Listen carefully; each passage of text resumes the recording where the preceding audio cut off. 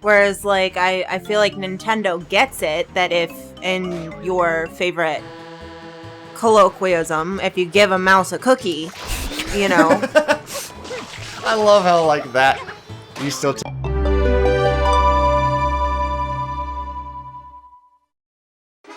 And we're back to some more of Super Mario Sunshine. Alright, let's see if we can get to 50 Shine Sprites. Alright, first thing I want to do, since we're starting the episode, is we're going to try blooper surfing one more time. See if we can get that Shine Sprite. Come on now. Surfing in Rico Harbor. Rico! Alrighty. So the last time I was having some issues with the controls, with the steering, drifting and all that.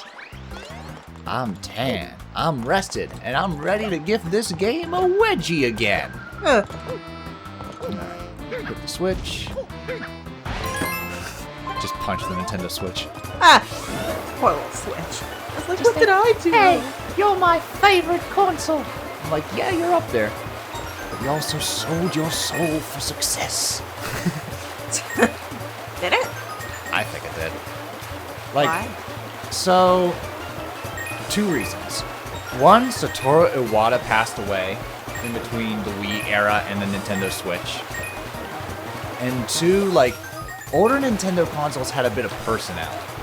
There was music when you went to, like, the game shop. There was little animations. When you start up a game, like, they had little, like, presentations before the games would start to be like, hey, Super Mario Galaxy and stuff. Like, there were short little animations, and they were all through the consoles, from, like, the GameCube to the Wii U. The Nintendo Switch is the first to be like, there's the game, hit start, play the game. There's no soul. There's none of that, like, little Nintendo-isms. Like, those little quirks that I wonder if it... Iwata Yeah. basically led with. I wonder Whereas this if one's it very much like corporate, has- streamlined, click button, go. I wonder if it has anything to do with, like, the power I'm not sure. of the console, like... Well, the Switch is the most powerful Nintendo Yeah. console, but still Well, significantly weaker than PS5, Yeah. for example. But I'm wondering if that helps, like, if it gives it more power. Oh, for God's sakes, no. Come on! How do you get off the blooper? I'm hitting every button I can imagine. I'm just like, ah, shit. Is there a way to get off the blooper, or do I just gotta, like... Oh, there we go. There we go. I'm sorry, finish your sandwich? I was just looking at the tentacles of the But you were talking about the power? Oh. In just- relation to, like, little animations? Yeah, I wonder if those, like... Because that has to be stored somewhere. Mm-hmm. So I wonder if it just helps the machine itself with the storage and performance to not have that. Oh. I don't know. Maybe. Because I don't know, I remember for like the Wii, when you download a title, the loading screen of like downloading is Mario running across the screen, Yeah. and then he hits the block. Yeah. And then when he hits the block and it gets like all the coins, your download's complete. And I'm just like, that's really neat. When you started up the Wii U and you looked on your screen, all the Miis were in a plaza kind Yeah. of talking about the games and stuff. Like building a little community and Right. stuff. That was pretty neat.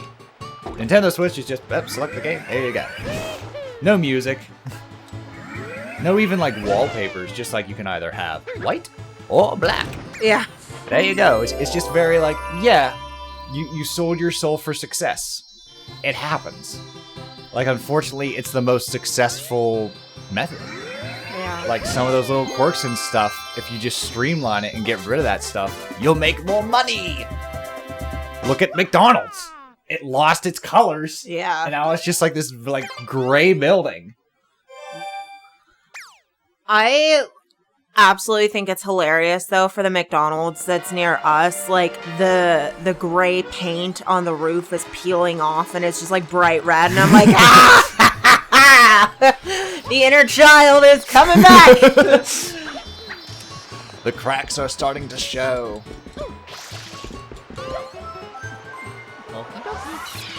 But yeah, it's interesting because after Iwata passed and Reggie Fils-Aimé left, there's a lot of like very corporate stuff that Nintendo does that Nintendo always...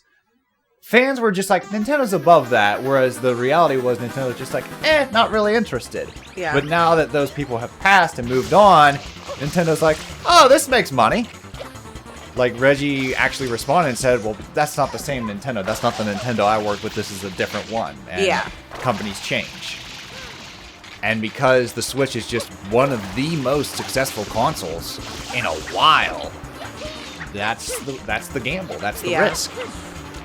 The GameCube was not a success. The Wii was, but the Wii U sure as shit wasn't. Yeah. So that's what is lost when you gain success. I don't know. I feel like it has to do more with like the actual running of the machine or something, like, because I don't think that they would just be like, let's not do it for no reason. No reason other than we don't want to do the extra work. We're making the same amount of money. Cutting costs. But I mean, like, is it extra work if it already exists? How would it be? So you're doing a new game, let's say Tears of the Kingdom. You'd have to make a short little animation when starting up Tears of the Kingdom. Unless you just pulled it from the game, which you could do, because someone did it on YouTube to be like, hey, what if the Switch had little animations like the Wii did? Yeah. And they made like 50 of them. And I was just like, if one YouTuber can do that just for shits and giggles, a company... That's why, not only that, but even that if they nips just, on the hills like... of Disney can do it. Even if they just use the same animation for all of the games of, like... I just feel like there has to be a reason other than just, like... Money! Yeah. That's what I like to believe. I like to believe the soul of Nintendo is still there somewhere. I think it's different, but they do a lot of things the same as they always have. But I don't know. It just seems odd that it would... They've certainly got a lot meaner with their fans. I'll say that. I can't deny that, especially when there was like a Smash tournament. And, like, they were using modifiers in the Smash tournament to make it more fair. But Nintendo did not approve of those modifiers. Yeah. So they banned the tournament. That's very much, not playing by our rules. We're going to take our ball and go home. Again, I can't even be mad about it. I really can't. Because I'm personally it not mad about it, but I understand why some are. Because it's just like, these games allow you to have fan tournaments. Be like, go, have fun. But Nintendo's like, nope, we make the rules here. Yeah, but then it's also just like, okay, well, those ones allow it, but, like, how much of their products are getting stolen? You know what I mean? Yeah. Whereas, like, I feel like Nintendo gets it, that if, in your favorite colloquialism, if you give a mouse a cookie, you know. I love how, like, that... You still take away from that. I forget the first time I said it, but... because that was a children's book. If you give a mouse a cookie, he's going to want some milk. Yeah. And I was just like, oh, what a little freeloader. And then, like, there's just a lot of moments in my life where I think back to that book to where it's just like, I'm just extending this little bit of kindness. You're just like, oh, but what about this? And I'm just like, the fuck? I gave you the cookie. Well, if you give a mouse a cookie, they're going to want a glass of milk. So, you know, I do get it. Like, as a company, it's not that they said you couldn't do the tournament. Right. It's they then altered... I altered what the deal. They don't...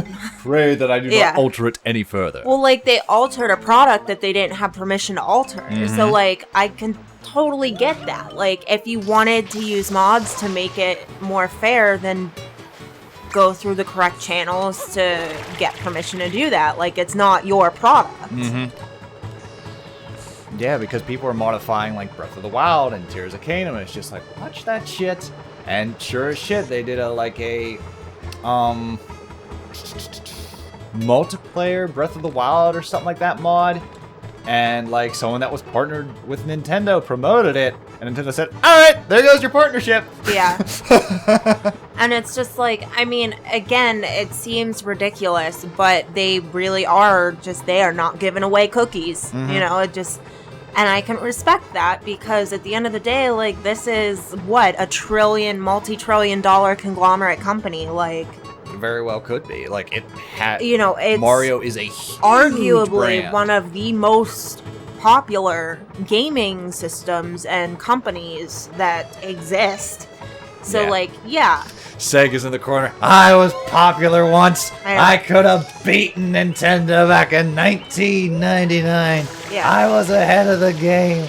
But Japan, Sega of Japan was very envious and seppuku'd the whole company just to make sure Sega of America didn't get the upper hand.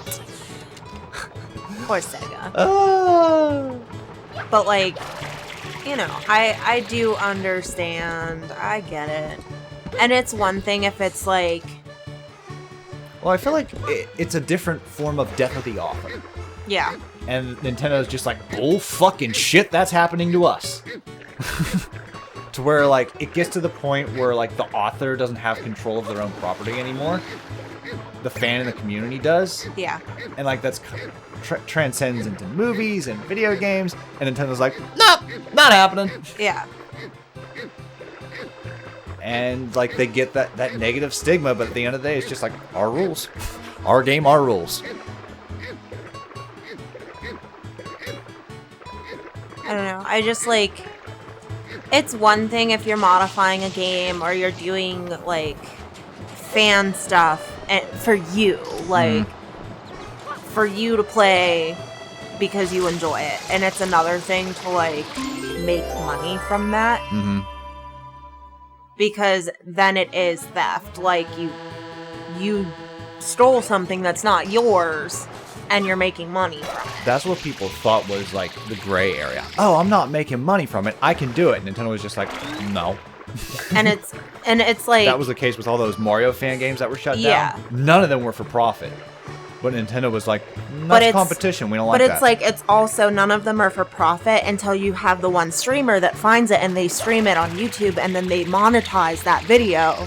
So even though the creator isn't doing it for profit, it can still make money that's not going to Nintendo. So how do you feel about this spectrum? So we're less playing a Nintendo game. We're less playing a Mario game. There was a time when Nintendo was just like, if you make money from this, it goes to us. Yeah. I think that's fair. Oh, wow. Okay. I do. I think it's fair because it's not our product. Okay. You know, it'd be one thing, like, because we have a couple videos that are like that. Yeah, that we use things that are not ours, and they say, okay, you can have this, but you can't make money from it. Right. Fair. That's not our shit. You know? It's like, that is fair. If it were to make money, it would go to the creator, not to us. Okay. Not that we're monetized or anything, because we're not. But, No. But, like, doing things like streaming Elemental Isles or something like that, like, what would your thoughts be if you put that game out and somebody decides to stream it and they make money from it, but you don't? Yeah, that would kind of irk me. Yeah. Like, just because it's small scale, people would tend to be like, oh, well, they're just a small-time creator. Like, yeah, like, I can get it. But Nintendo also, like, made the game. If somebody streams that game and they're making money from it, yeah, I'd be pissed off. Okay. So it's just because they're a conglomerate, because they're so big and they are so wealthy, it doesn't change that idea and the concept of it's their product. They should be the ones to make the money. Okay. Just the same as, like, Elemental Isles is your product. You should be the one to make the money. Right. No, you make a great point. It's just one of those situations where... I don't like it because it sucks because, again, they make so much money Exactly. that it's like... But, I mean, if you're going to have a rule, that rule needs to apply to everyone. It's one of those situations where, like, you ask almost anybody, and it's just like, Nintendo's in the wrong, fans are in the right. And there's not really much of a conversation. There's not really a discussion. Yeah. But you make up a very good point, and to the extent I agree with you as a creator myself, of just like, yeah, I'd kind of hate that shit to be like, oh, you don't own this anymore. Bull fucking shit, I don't. And I'll pull the plug on the son of a bitch. And that's exactly what they do. And so, like, I don't know. It just, there's a line that is there, but people don't want to see it because of who drew the line. Right. You know, and it's the same I think about a lot whenever people ask me to read certain books. Like just recently I was asked to read and review a book, and I did not like the book. And I was like, it has a lot of really good bones and really good ideas. And in my head, I'm like, I could write this book better. Not my ideas, not my characters, not my idea, not my plot. Like, I can't write that book better. It is not mine. The best that I can do is give my opinions on what I would do to make it better and then send it on its way. I got you. Alrighty then. Thank you for sitting in on our talk about Nintendo's business decisions. Back to Mario Sunshine. This is the final world, well, the semi-final world. Yeah. Pianta Village. And these are chain chomplets. They're like little dogs. I feel like they're the pit bull of the chain chomps. They are the pit bulls of Isle Delfino. And they're hot steaming mad. You gotta you gotta spray them off to cool them down. They do bark. They Aww. And basically we gotta launch them into the pool. Or the tub. The spring. Fair. And cool them off. But this is Pianta Village. When I had two pit bulls, I had one that loved water and one that hated water. Aw. And it was really funny to watch them get baths. Would they interact? Like, would one, like, bully the other into the water? Or... Oh, yeah. That's funny. So basically, you cool them off, you grab them by the tail, and then you ping-pong them towards the pool. Come on, doggies, get a bath. Little chomplets. So yeah, from now until the end of the playthrough, you're allowed to give your thoughts about which worlds you like and which worlds you don't much care for, because you've seen all of them but Corona Mountain. Dun dun dun! I'd be surprised if your favorite is Corona Mountain. Because Corona Mountain is very much just a straight shoot. Remember A Hat in Time? How the last level was just like a gauntlet and then the final boss? Yeah. That's essentially Corona Mountain. Where like it's not a world with like multiple missions and multiple things. It's just I feel like it is just, that is the end, let's get to it. Yes. It's very much what Corona Mountain is. So yeah, just to recap, and again, you don't have to give your thoughts on this episode, but I will be expecting them before the end of this playthrough.